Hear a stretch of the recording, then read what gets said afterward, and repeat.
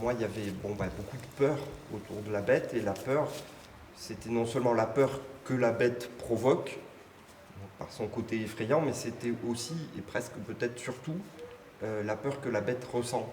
C'est-à-dire qu'elle aussi, elle a peur, elle est effrayée, et du coup effrayante, quoi, en fait. Et donc voilà, c'était cette escalade de peur que je voulais, que j'avais en intention émotionnelle. Donc c'est un truc, bon, c'est assez actuel aussi de parler de ça, de si les deux parties en présence ont peur, ben, la peur ne fait qu'escalader. Et il y a aussi l'animal effrayé devient effrayant. Un animal qui a peur, il a deux solutions, soit il fuit, soit il attaque. Donc cette espèce de trouble-là est effrayant pour nous aussi. Et la bête, en fait, elle représente ça. C'était cet animal qui a dû être extrêmement, s'il a existé, qui a dû être extrêmement traqué. Donc il devait être sans arrêt en train de fuir, qui en même temps a été affamé et tué, quoi. Donc il avait le double truc d'être effrayé et effrayant. Et donc c'était ça mon intention, c'était cette escalade de peur. Et la surprise après dans la réalisation, c'est qu'il y a une douceur qui est apparue chez cette bête. Un espèce de truc... ouais, il y a une douceur, presque une nostalgie, on dirait. Ouais, et ça, c'était pas vraiment prévu. Mais en faisant la bête, je crois que je me suis attaché à cette émotion qui était dans la forme.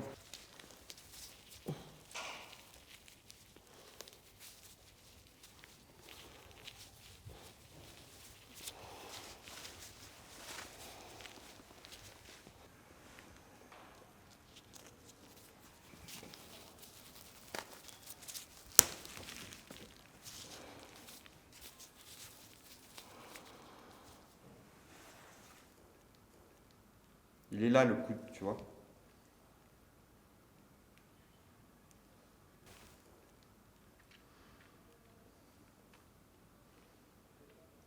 Non, il n'y a pas de secret, il faut que je descende le coude, hein. Je vais souder ça comme ça.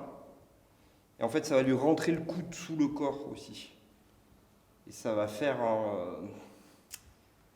ça va rajouter une intention d'aller vers là. C'est ce qui lui manquait en fait. Il est tout en retrait. Et rien que le fait qu'il y ait cette patte comme ça fait qu'elle est prête à bondir vers là-bas en fait.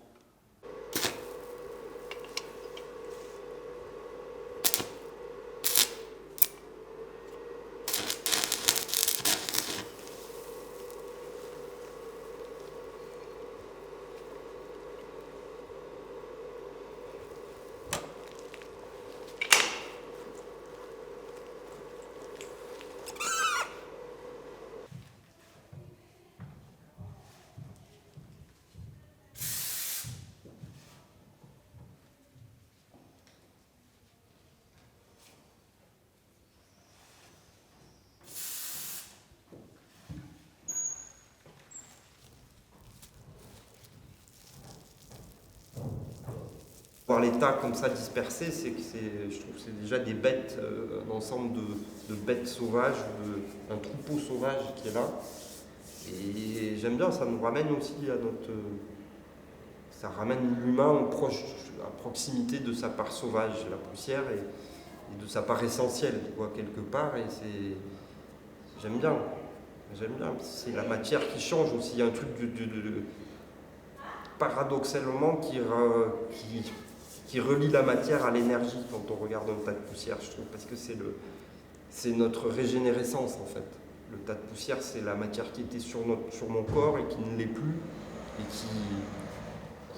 qui porte encore en elle la vibration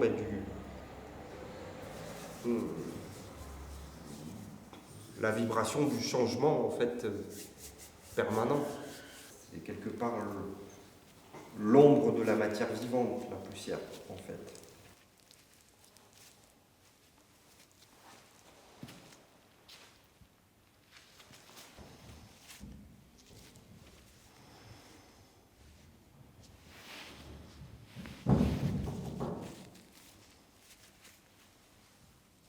Chaque poussière qui est ici raconte l'histoire un peu de la famille ou de l'endroit qui l'a générée. Et voilà, j'aimais bien cette idée de transmission par cette poussière qui finalement a quelque chose pour moi d'un portrait de groupe en fait.